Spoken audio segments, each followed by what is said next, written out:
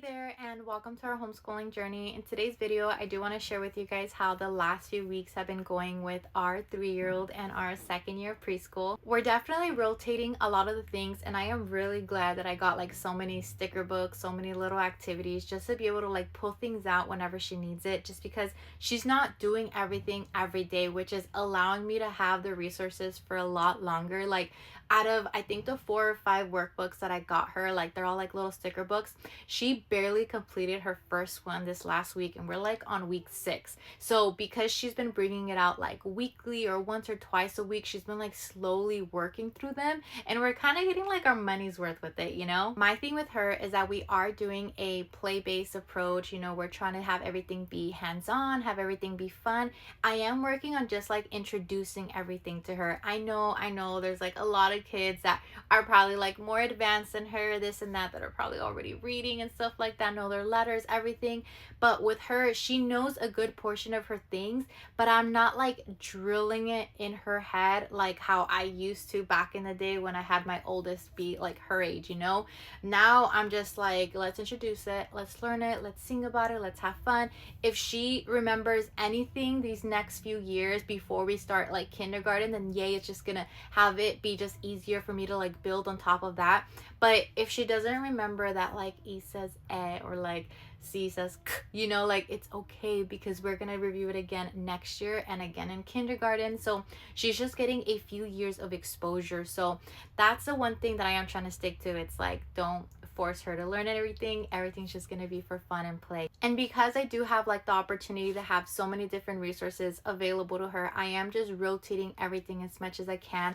I do offer things, and then there are times where she just rejects it. She doesn't feel like being in the mood to do it, and that's totally okay. She's like only 3 years old. Like if she wants to keep herself occupied with what I have on the table, good for her, because I'm honestly using it as a way to kind of make her feel included and involved while I'm honestly homeschooling my first graders. So if she wants to just like not do something, we just put it away, and then I try to offer her something else, or I just let her roam around. She is included in like a lot of the activities that I do with our first grader. Like anytime we do some kind of experiment, some kind of art activity, whatever it may be, she somehow gets herself in there, sits between brother and I, and she like wants to see what she can do, what she can help with, or she just observes. Or if it's like a board game or something, we give her a little piece and she's just there playing along, just because she wants to feel included. And I feel like that's a really great way for her to just like get that exposure and just have fun, learn how to like take turns and work together, you know? So regardless of what it is that we have, we just let her and allow her to just be included. There are a few things that I am rotating weekly, and I am trying to be on top of it. Usually Sundays, like right now when I'm done with this, I'm gonna go ahead and just rotate all of our things. Every 2 weeks we have been working on a new letter of the week, and then eventually we'll be doing like one letter one week and one the other, just because that's how our curriculum has it. But every week I do rotate, I believe, a color, a shape, and a number, and we have a ton of resources for that. So I'm just pulling everything, color coding everything just to match like our color of the week activities with like our Play-Doh and everything, just to kind of like give her that hands-on exposure where she's like, even if she doesn't know, say like that's the number 5 or the number 10, she's gonna recognize it, so that hopefully in like a year or two when she sees it again, she's like, oh, I know what this number is, and it's just easier and quicker for her to click, you know?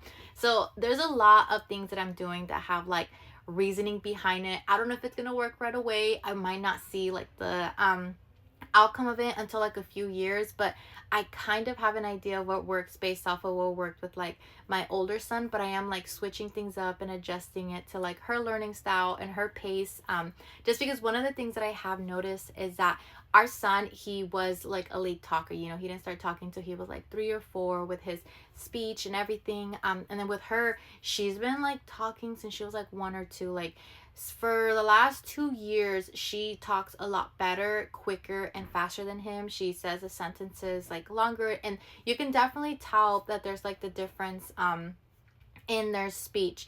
And because of that, like she's already getting, and also because she has like exposure to everything, she's kind of getting an early start on the phonics, an early start on the numbers, the math, and everything, because she sees and she hears it from him. And then also she is picking things up a little quicker than him.